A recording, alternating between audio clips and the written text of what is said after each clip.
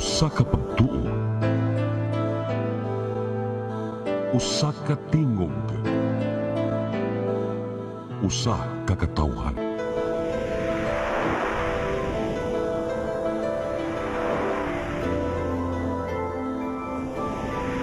Cebu Catholic Television Network.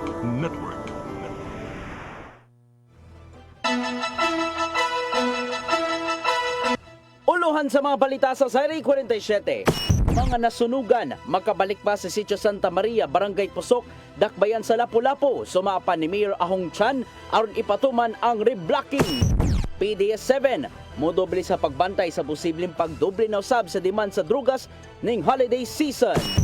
Agrikultura, Defense ug Edukasyon adunay dakong pahat sa giaprobahan nga national budget. Mga bata nalingaw sa iKid Summit sa Mandawi City. Sugbo, Kabisayan ug Mindanao, Pilipinas ug sa katawhan kutob sa mabot sa tugsibya sa tibuok kalibutan mayong hapon. Live sa CCTN Channel 47 kini ang tulumanon sa nagunang mga kasayuran nga angay natong masayran. Sa ngalan nilang Dennis Tabar ug Danica Caballas, ako si Gian Navarro. Kini ang Sayre 47.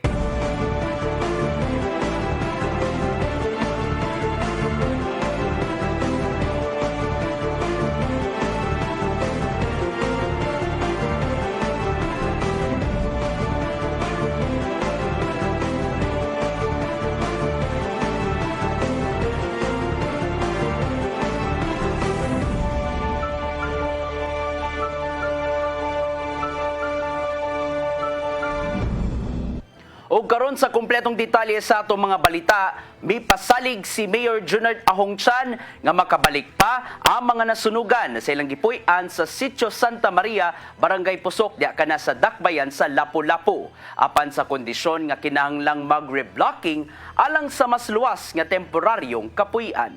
Ang kasayuran niya to di Crystal Joy Felerca. Mabalik sila, but in condition na we will do a reblocking. Mao kini ang gipasalig ni Mayor Junard Ahong Chan ngadto sa mga nabiktima sa sunog nga tagaan sila og kahigayunan nga makabalik sa maong dapit apan sa kondisyon nga mag-reblocking. Kini tungod kay bisan temporaryong puy-anan ang ipatukod para sa mga biktima apan adunay long-term plan ang mayor kung diin iprioridad niya ang kaluwasan sa maong dapit. Usana ni ana ang pagbutang og agianan aron sa panahon sa emerhensiya sama sa sunog, dali ra ang pagresponde og malikayan ang mga susamang panghitabo. Kasi that time, during the time na dito, makita mo yung daanan nila, tao lang pwedeng makapasok, no? But it was agreed na re-reblocking tayo, we make 3 meters road pagpasok dito para yung mga firefighter makamaneuver pag mayroon mangyayari na ganito. Matod sa mayor nga prioridad niyang makabalik ang kadtong mga nagpuyo-gyud sa maong sityo, kini tungod kinasayod siya nga adunay mga tawo nga gihimong negosyo ang ilang luna sa maong dapit apan wala na didto magpuyo. Patungkol og balay pero wala niya aduna puyo sa subdivision kay ginegosyo na lang niya, maingon na lang ko niya sorry kay dili nakakatukod pagbalik. Para mga kaigsunan, dila na ako langayon. Gusto na ako, pwede ba nungatag pasalamat, no? Ato kaniya kay tuod grabe. Dugang usab sa mayor nga ang 1.6 hectares o 5,000 square meters nga naapektuhan sa sunog, gipanag-iya og managlahing pribadong individual o organisasyon apan hangtod karon wala pay ni angko niini. Crystal Joy Felerca, CCTN News. Kinahanglang mapamalandungan ang katawan kung kinahanglang mapamalandungan sa katawan ang dakong gugma ug kaayo sa Ginoo subay na sa naginangat nga paghibugso ni Kristo. Kini ang nimong mensahe ni Arsobispo Jose Palma ato sa ikapitong adlaw sa Misa de Gallo kaganiha diha sa CCTN Chapel. Aniya ang maong kasayuran.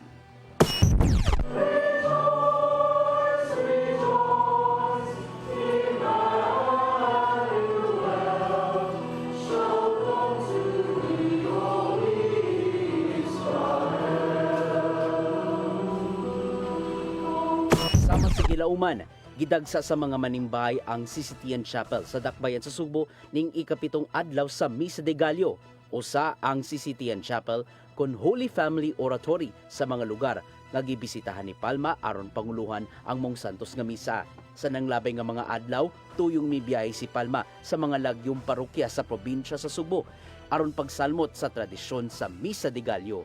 Gikalipay niya ang partisipasyon sa mga Katoliko sa naandang tradisyon sa mga Pilipino. I would say wonderful way, particularly for us Filipinos, because we know in other places there are no aguinaldo masses.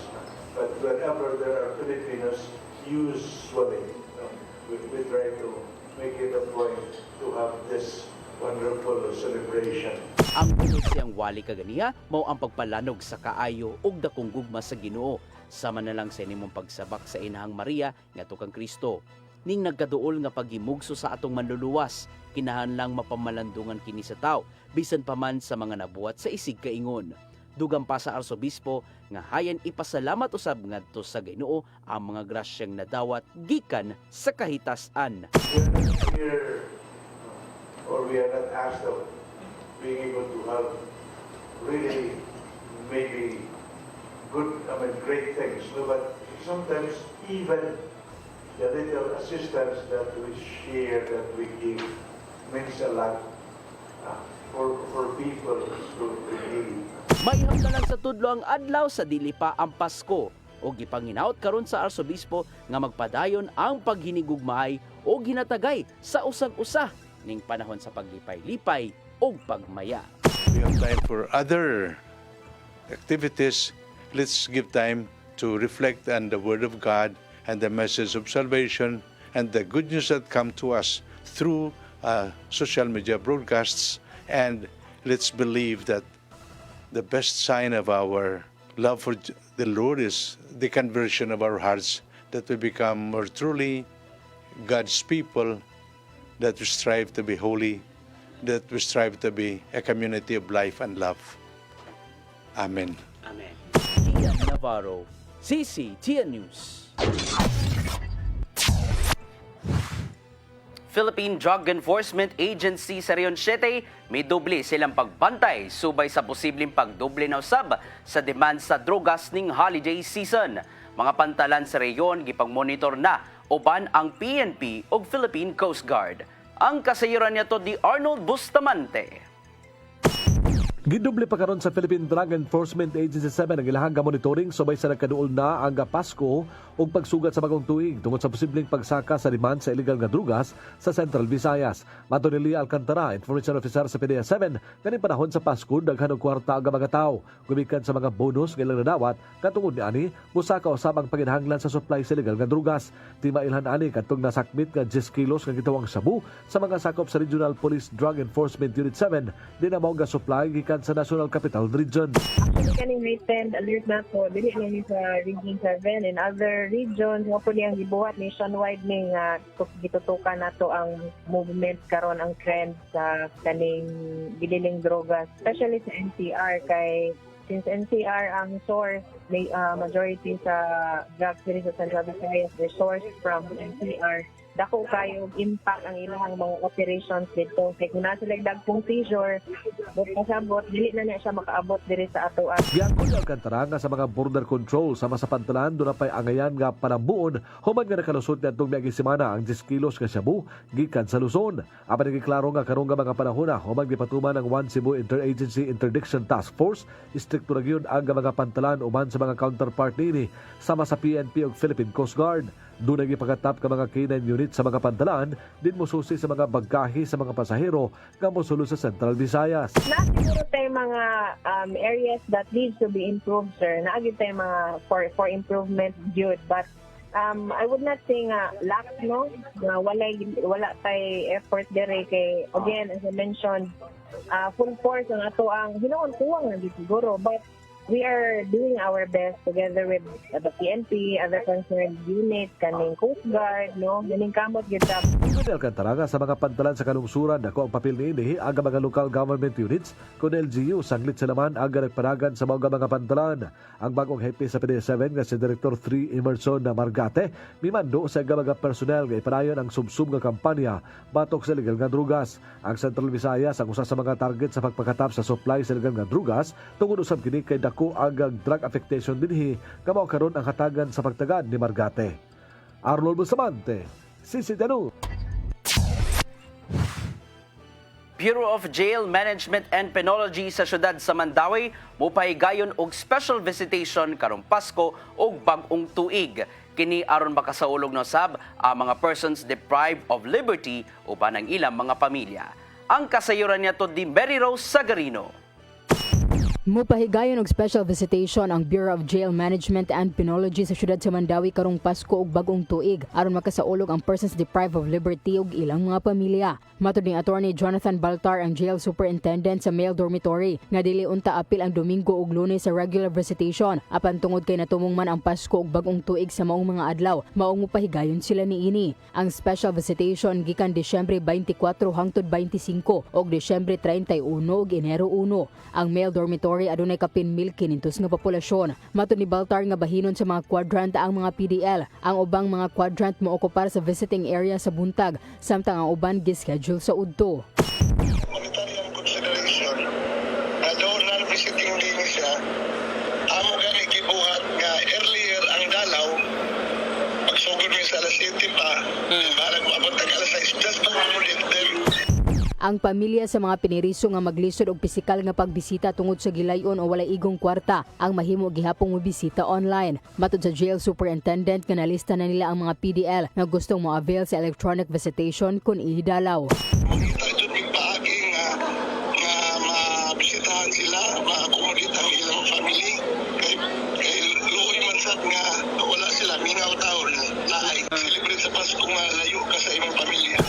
Madugang pa ni Baltar nga ang tanan nilang personnel ang mo-report sa trabaho sa Pasko ug bag-ong tuig. Mary Rose Sagarino, CCTN News. Cebu City Transportation Office kon CCTO mopatuman og one-way traffic scheme sa Banilad-Talamban Road. Kini aron masolusyonan ang kahuot sa dagan sa mga sakyanan ning panahon sa holiday season. Ang kasayuran niya to di Shariza May Uy. One-way traffic sa tulo ka flyover sa Bantalcon Banilad Talamban Road ipatuman na sa Cebu City Transportation Office kun CCTO. Kini may gibutyag ni CCTO Executive Director Raquel Arce sanglit mao kini iyang nakita ang solusyon sa grabeng problema sa trapiko sa dapit. Dugang niya nga ipatuman ang one-way traffic sa tulo ka flyover atol sa peak hours nga sugdan sa alas 6 sa buntag hangtod na sa alas 9 sa hapon sugod alas 4 hangtod na sa alas 7 sa gabi. From 6 a.m. to 9 a.m. Ang one way, ang padung siya sa downtown. From Talamban to downtown, one way na siya 6 a.m. to 9 a.m. Pero sa hapon na sa 4 p.m. to 7 p.m. from downtown, from the heart of the city to Talamban, mao na sa one way sa tulo ni siya. Samtang ang mga sakyanan nga moagi sa laing direksyon didto paagion sa ilawom sa flyover. Mao'y pasakon. So, ang opposite direction, ari-agi sa ilaw. Ang maong bag-o nga traffic scheme na uyunan kini sa Traffic Management Coordinating Board aron sa kasulbaran sa problema sa motorista sa dapit ilabi na sa panahon sa peak hours. Namutang ang CCTO og mga signages kung mga advisory alang sa mga motorista. Sherry Zamayuy, CCTN News. Musunod, agrikultura, defense ug edukasyon dunay dakong pahat sa giaprobahan nga national budget sunod tuig. Kanaw guban pa mga balita sa pagbalik sa Sayri 47.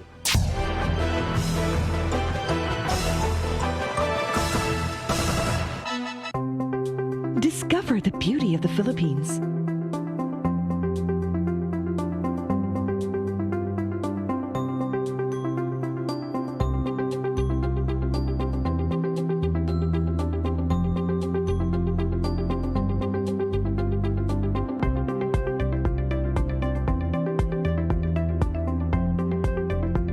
Philippine Airlines, the country's flag carrier.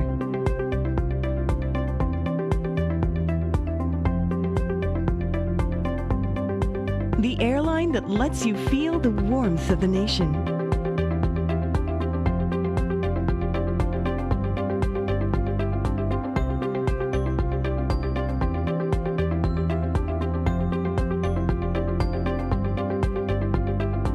Mabuhay!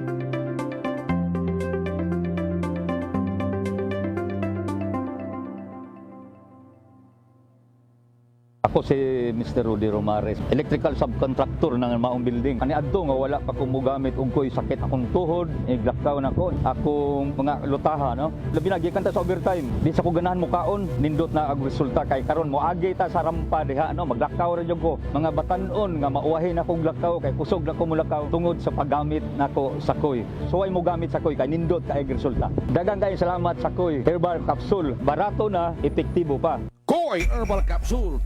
Today a child is born on earth. Today a child is born on earth. Today the glory of God shines everywhere for all of the world.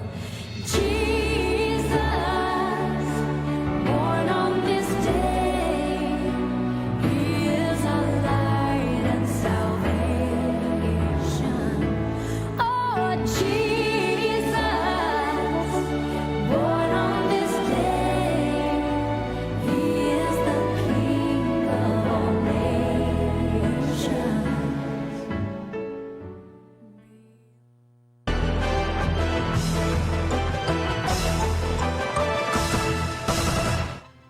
Balik sa ato mga balita, gyarpubahan nga national budget sa tuig 2024 gigahinan og dakong pondo ngadto sa agrikultura, defense ug edukasyon. Matod sa ka senador nga usa lang kini ka long-term plan para mapalig-on ang defense position dinhi sa nasod. Ang kasayuran niyato di Crystal Joy Felerca. Naaprobahan na ni adtong Miyerkules ni President Ferdinand Marcos Jr. ang 5.7 trillion nga budget para sa tuig 2024. Matud pa ni Senator Sherwin Gatchalian, sa giaprobahan nga budget ang agrikultura, defense ug edukasyon mo'y gigahinan og pinakadakong pundo. Nakita sa senador nga gitagaan og dakong pagtagad sa presidente ang panginahanglan sa agrikultura tungod kay nadoble na usab ang gigahin nga budget para niini. Giklaro usab niya nga sa padayon nga pakigbisog para sa West Philippine Sea, dakong pundo usab ang gitagana para sa pagpalig-on sa defense position sa Pilipinas, pinaagi sa pagpalit og mga equipment.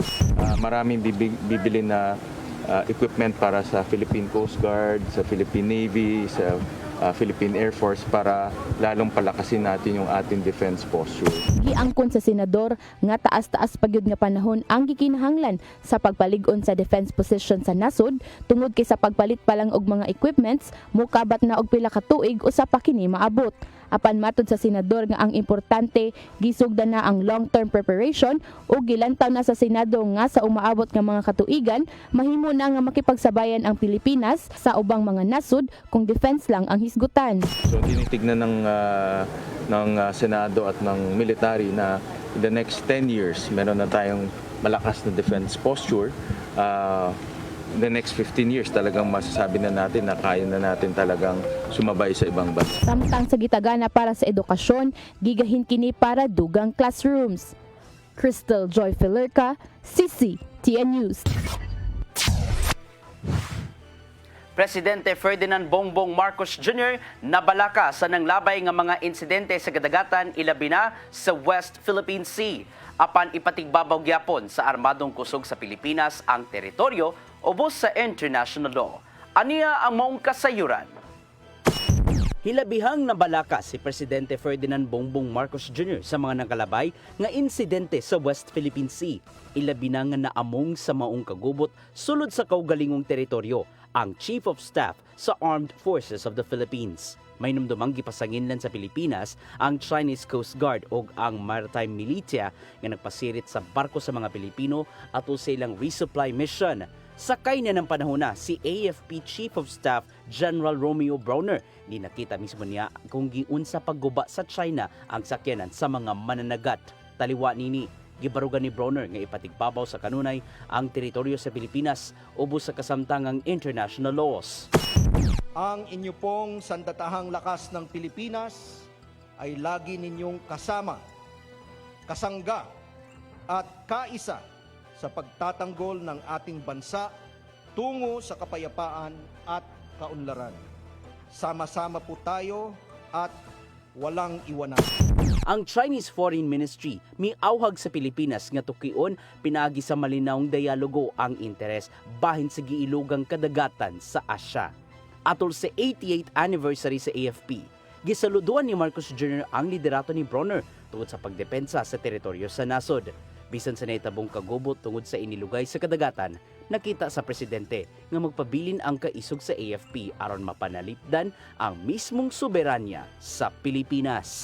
I join the Filipino people in acknowledging the many contributions and sacrifices of the men and women of the AFP in order to secure our people and our state. As you continue to play a vital role in the government's various initiatives, it is my fervent hope that your institution will remain relentless in countering lawless elements that intend to sow fear and distrust amongst our people. Ian Navarro, CCTN News. Sa uban pang mga balita, Cebu Archbishop Jose Palma ni awhag sa publiko nga dili lahion sa pagsabot ang pagbendisyon ngadto pagbendisyon sa mga kaparian ngadto sa same-sex couple. Gipalanog niya ang nimong direktiba sa Vatican nga lahi amaw matang sa bendisyon sa sakramento sa kaminyoon. Ani ang maong kasayuran. Nakita ni Arsobispo Jose Palma ang realidad gikan mismo sa katilingban human masayod sa nimong kalambuan gikan sa Vatican. Naukay ang katawhan sa dokumento gikan kang Pope Francis ning si Manaha nga nagtugot sa mga Romano Katolikong pari nga bendisyonan ang mga parisan nga susama ang kinatawhan kun same-sex couple. Hugtanong gitataw ni Palma nga ang maong pagpabendisyon wala nagpasabot nga giila ang sanctity sa maong parisan isip magtiayon. Gipalanog niya ang maong mando nga ang pagpa-blessing lahi gayod sa naandang sakramento sa kasal. Kung pwede pa lang, kung sa music pa ba, no, kung may pamagi nga mat-tune up, no, atong i-tune up, pero ang point sa Pope, kaya na naman sila, no, ang blessing nga gingon niya, dili kini, buti pasabot nga, gi-aprubahan kini. It is like the blessing that happens when they are wed in the church. This is not a sacrament. Ubo sa dokumento gikan sa Dicastery for the Doctrine of the Faith, nagpabilin ang doktrina sa simbahan bahin sa sakramento sa kaminyoon diin giila lang ang parisan tali sa lalaki o babae. Mong gipanginaut usab sa arsobispo nga dili lahion sa publiko ang pagsabot bahin sa pagpabendisyon sa mga same-sex couple. Kinitungod kay nangayo man usab sila og kaluoy gikan sa kaytasan sama kanato mga tao. But it is always good to pray for their welfare. Unsa may kayuhan nga madangat nila, igampo nato sila. But let us not mistake as if nga gitugutan na as if okay na, no, dili man klaro man kayo, no, diha sa directives, no. Also sa Catholic Bishops Conference of the Philippines kun CBCP ang dokumento gikan sa Vatican bahin sa blessing sa same-sex relationship. Matod sa advisory gikan ni CBCP President Bishop Pablo Virgilio David nga klaro ang maong direktiba ug dili na kinahanglang ipasabot pa ngadto sa publiko tungod kay dili na kinahanglang maghimog dugang guidelines ang dicastery bahin sa paagi sa pagbendisyon ug mabuhat kini sa mga kaparian. Gidason usab sa Archdiocese of Lingayen, Dagupa na sa Pangasinan nga blessings of mercy among matang ngadto sa same-sex couple. Maong gipanginaut usab ni Palma nga magsinabtanay lang usab ang matag usa bahin sa kalambuan sa simbahan ngadto sa LGBT+ community. Pero ang iyang punto, let us be compassionate with some of our brothers and sisters who, for one reason or another, but still, we should not deny the mercy of the Lord and the blessing that would come to them despite this irregular situation. Ian Navarro, CCTN News. Lauman sa mga motorista ang dakong aumento sa presyo sa petroleum products sunod simana. Base sa pagbana-bana sa mga kompanya sa lana, musaka og hangtod piso og 60 sentimos ang matag litro sa gasolina og krudo. Samtang hangtod piso og 80 sentimos usab ang aumento sa matag litro sa kerosene. Matod sa Department of Energy nga nagkamahal ang kantidad sa lana sa world market tungod lang sa pipila ka mga issue. Sama na lang sa walay kaumanang gera sa Israel ug Hamas, ingon man ang paglikay nga makaagi sa Red Sea ang mga oil exporters. Kinina ang dakong pagsaka sa kantidad sa petrolyo human sa duha ka sagunson nga simanang rollback sa presyo niini. Mutabang ang provincial government sa pagpatukod og dugang pang tourist rest areas sa ubang bahin sa probinsya sa Subo. Kini ang nimong pasalig ni Gobernador Gwendolyn Garcia ngadto sa Department of Tourism human giablihan ang laing TRA sa lungsod sa Mualboal. Mato ni Garcia nga usa sa mga tinubdan sa ekonomiya sa usa ka lugar ang turismo, maong kinahanglang bisitahon sa mga turista ang ubang bahin sa Sugbo. Abli na sa publiko ang ikaupat nga tourist rest area dinhi sa Sugbo nga nimutang sa Mualboal diin gipondohan kini sa DOT ug sa TIEZA. Pinaagi sa mong infrastruktura makahatag og hayahay nga kapahulayan ang mga bisita ug makapalit usab og mga produkto gikan silang lugar.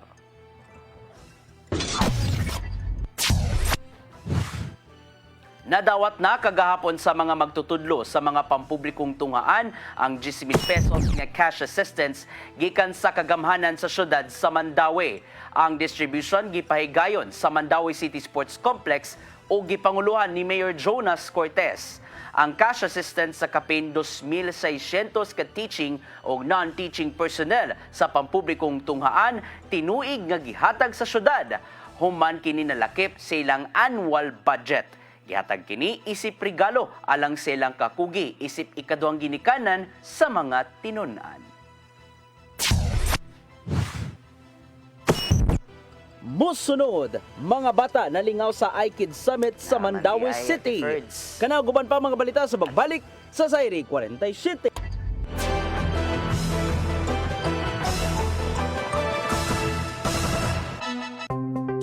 Discover the beauty of the Philippines.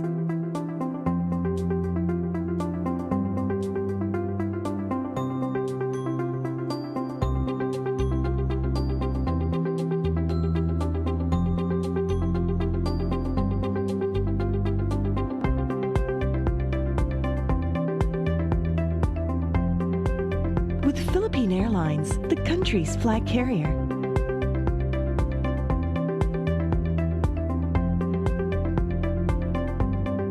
The airline that lets you feel the warmth of the nation.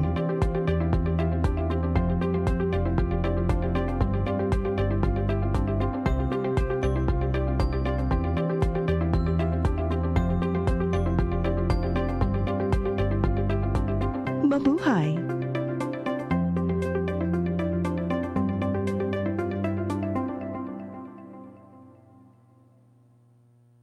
Ako si Jocelyn Boris, sa dihang naka-take na ko sa koy, narang-arang na kong paminaw o niubos na jud ang akong BP.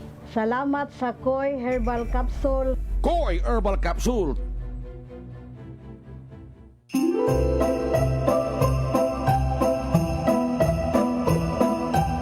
Salamat sa inyong padayon nga pagsunod labi na sa mga atong broadcast may kalabtaran sa Misa de Gallo og lain-laing mga broadcast kay kini timaan sa atong malipayon nga pagdawat sa atong Ginoo. We have time for other activities. Let's give time to reflect on the Word of God and the message of salvation and the good news that come to us through social media broadcasts. And let's believe that the best sign of our love for the Lord is the conversion of our hearts, that we become more truly God's people, that we strive to be holy that we strive to be a community of life and love. Amen.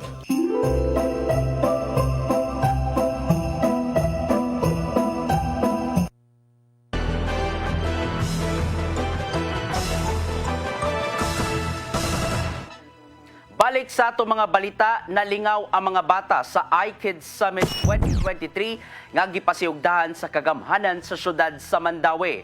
Mukabat sa usa ka libo ka mga bata gikan sa 27 ka mga barangay, Muslim community ug Hope of Mandaue Enhanced Children's Center ang gidapit sa maong kalihukan. Ang matag bata gihatagan og bag, ham, tag 5 ka kilong bugas humay ug school supplies. Ang syudad dihatag usab og lunch pack ug t-shirt ngadto sa mga bata. Ang iKids Summit tinuig nga gipahigayon sa dakbayan sa Mandaue gikan niadtong tuig 2012 isa pinaskuhan ngadto kanila. Ang goal gid nato ani is makatapok ka og 1,000 ka mga bata nya ato ang tagagpahalipay no as Mandaue City's way of giving back sa mga bata. So Kapulisan sa Central Visayas bipagawas og paimangno sa publiko labot sa gitawag natong 12 scams of Christmas. Kung dunay madawat nga impormasyon nga nagpailang kabanay, dili dayon motuo aron dili usab biktima sa mga kriminal nga nitumaw karon sa internet. Ang kasayoran niya to di Arnold Bustamante. Kung kaniadto doon ay mangilad sa tubangan na pantungod sa ka-advance na sa teknolohiya, miadap na usab ang mga kriminal, migamit usab sila sa laing matang sa pangilad nga mao ang online. Ang Philippine National Police may pagawas din nga pahimangno nga gitawag nila 12 scams of Christmas. Kini mao ang fake shipping and delivery notifications, fake online charity scams, fake shopping websites, fake online sellers, free trial scams, fake Christmas gift card scams, tech support scams, crypto investment scams, fake relative or friend scams, dating scams, foreign exchange investment scams, ug loan scams. Mato ni Police Lieutenant Colonel Jerdes Pilare, ang spokesperson ni Police Brigadier General Antonio Abirin, na kung makadawat dining maong notification diha sa Facebook o sa email, ang labing maayo nga buhaton dili i-click ang link niini. Advice sa PNP or sa Police Regional Office 7 o maka-receive mo og mga fake delivery notification, i-report junk lang siya, no? Ayaw na lang og patuli kay most probably this is a fake notification unya mao ni gamiton sa mga scammer para makailad pod sa mga tao, no? Usually ani kining fake shipping delivery notification, fake online charity solicitation, fake shopping websites, fake online sales. Ang nalinda kang mabiktima sa 12 scams of Christmas kining fake relative or friend sanglita. Sila nagtuo nga nakig-chat niya mao ang iyang higala o magka-membro sa pamilya. Kung adto may susama nga hitabo di nagduda kung nga tinuod ba nga iyang kabanay, ang nangayog pinaskuhan tambag ni Pilare nga tawgan ang kabanay nga nakig-chat aron masayran kung wala ba kini mabiktima sa hacking ang social media account niini. Giangko ni Pilare nga lisod ang pagbantay dinhi sa kapulisan sanglit dili man sila maka-deploy o personal diha sa internet apan ang publiko na mismo ang magbantay silang kaugalingon aron dili sila mabiktima niini. Tinuod na, no, ang atuan na lang is we be very responsible, no, dili man na patrulan gud sa kapulisan nato, no. We cannot conduct beat patrol sa online. This is a matter of being responsible in using social media. Kung makabantay sila nga na ay mga notification nagpadala, you better counter-check it by calling or at least use another platform to check and verify if tinuod ba yun na ang imong parente, relatives or friends are sending something. Otherwise, mabiktima taan and it's very difficult to go or pursue these people online. Kini nga matang sa pangilad mas midaghan kini karon bisan sa gibatuman nga balaod sa SIM registration law sanglit nangitag pamaagi ang mga kriminal nga sila makapamiktima gihapon sa mga inosenteng katawhan. Arnold Bustamante, CCTV News. Mga sakop sa The Fraternal Order of Eagles dinhi sa Rion City mitunulog pinaskuhan sa mga residente sa bukirang sitio sa Barangay Busay ning Dakbayan sa Sugbo. Ang mga residente nalipay og nagmapasalamaton sa pinaskuhan gikan sa mga grupo. Ang kasayuran niya to di Mary Rose Sagarino. Gikan sa highway, gilakaw sa mga agila nga sakop sa the Fraternal Order of Eagles, Philippine Eagles, Central Visayas, Region 7. Ang daan paingon sa sitio Kabungahan sa Bukirang Barangay, Busay ning Dakbayan sa Sugbo. Bitbit ang mga maagang pamasko ni Kuya. Wala maluya ang mga miyembro, mahatod lang ang kinasingkasing nga gasa ngadto sa mga mulupyo. Bisan sa katungason o kadulhugon sa dapit, wa kini panumbalinga, mapatuman lang ang joint social civic activity sa CVR7. Kinigilang kuban sa Queen City Eagles Club, Sugbo Kinship Eagles Club, Pigafetta Cebu Eagles Club, Queen City Montana Eagles Club, Pigafetta Isla Sugbo Eagles Club, ug Cebu Elite Marksman Eagles Club o CEMEC. Paghiabot sa dapit, mao ini sugat sa mga agila ang tamis nga pahiyom sa mga residente og makita sa ilang mata ang tumang kalipay. Gani matod ba sa mga residente nga karon pa lang sila nakasuway nga dunay grupo nga miabot sa dapit aron motuno sa pinaskuhan. Gikalipay usab ni CVR7 Regional Governor Kuya Eric Castellano nga nakatunol ang grupo og pinaskuhan sa mga residente. Dito sa dapit napahimuslan sa mga residente ang free medical consultation og mga tambal, mga water container og syempre adunay mga tsinelas, bottled water, multivitamins, duna usay libreng haircut, duha ka bundle sa ukay-ukay ug ang bundle of joy nga mahimong sawan sa ilang pamilya ning panahon sa Pasko. Mary Rose Sagarino, CCTN News. Pipila ka mga konsehal giingong nag-walk out ato sa Christmas party sa mga kawani sa Cebu City Hall kagabi. Tungod kini kay matod pa, nainsulto sila sa mga gipampanulti ni Mayor Michael Rama human nga napasar ang annual budget nga mukabat og kapin 20 bilyones ka pesos. Ang kasayoran niya to di Shariza May Uy. Nang lakaw ang mga konsehal sa Dakbayan sa Sugbo atol sa paghatag og speech ni Cebu City Mayor Michael Rama atol sa Christmas party sa mga kawani sa City Hall kagabi. Gingon na insulto ang mga konsehala sa sige o pagpangatake ni Rama sa konseho kalabot sa bonus sa mga empleyado og sa 2024 annual budget nga gisugyot sa mayor ngadto sa konseho. Kinumduman nga natong Mayo ning tuiga una nang mianunsyo isip independent mayor si Rama. Usa nga iyang himugatan atol sa maong speech ang relasyon sa matag pamilya ug ang relasyon sa paghinigalaay tungod kay ang politika o posisyon mulabayay ra. Family is the basic unit of the society, and family ties is eternal. Politics will pass. Bear this in mind, fellow public servants. Vice Mayor Raymond Garcia and all the councilmen. Ang politika mulabay, ang pag-inigsuunay dapat mutunhay ug ang pamilya should be everything eternal and forever. Samtang giklaro ni Konsehal Jocelyn Pesguera nga wala sila magsabot uban sa mga laing konsehal nga mo walk out. Apan gikapoy na sila pagpaminaw sa mayor human nga giulagway niya nga pagpanginsulto ni Rama sa konseho. Nga mag-iatake ang konseho sa pag-approve sa budget. Alangan naman kag magsigitag hulat o sa pa yung isulting pag-atake sa konseho. Ano pa mang kung ano among kaugalingon na gidabu-dabuhan namin. Then padayon na may padabu-dabu sa mga atubangan.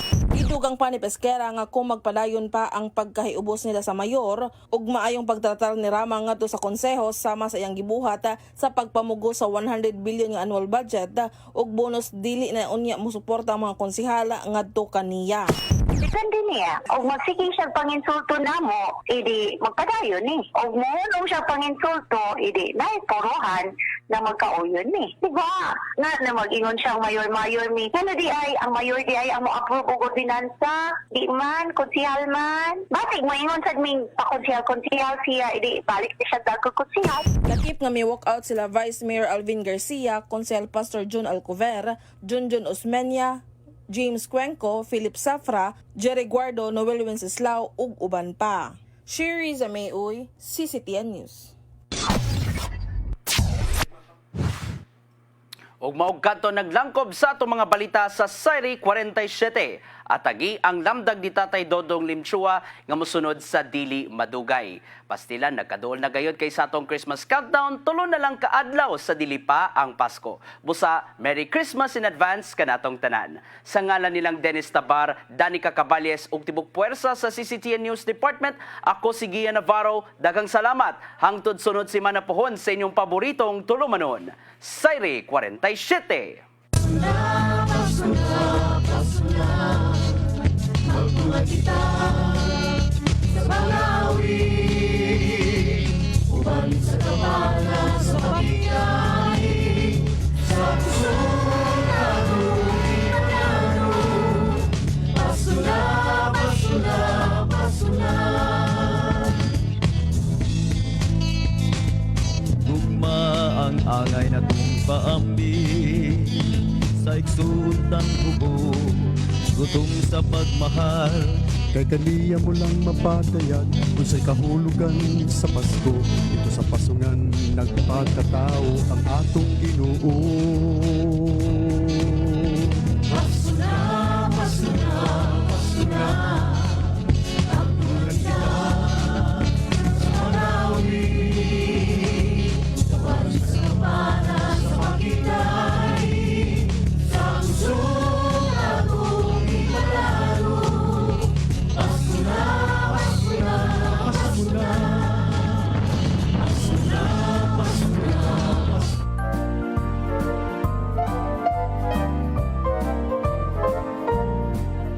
Usa ka bantugang personalidad ang mingon. Alang nako ang Pasko. Simple lang. Paghigugma alang sa uban. Apan nganong paabuton pa man nato ang Pasko, una kita mahigugma sa atong isig kaingon. Ang panahon sa Adbento mo ang pagpangandam. Andam mo na itong atong mga kasing-kasing aron may dapit si Jesus sa iyang pag-abot.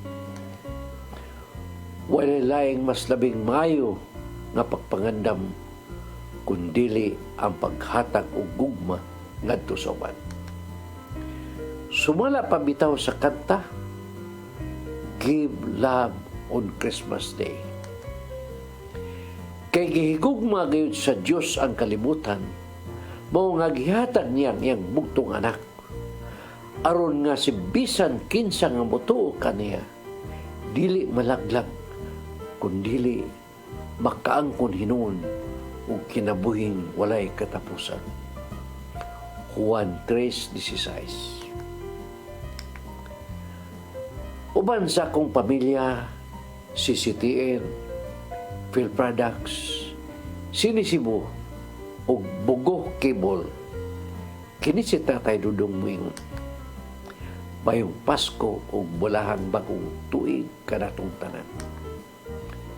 Shalom.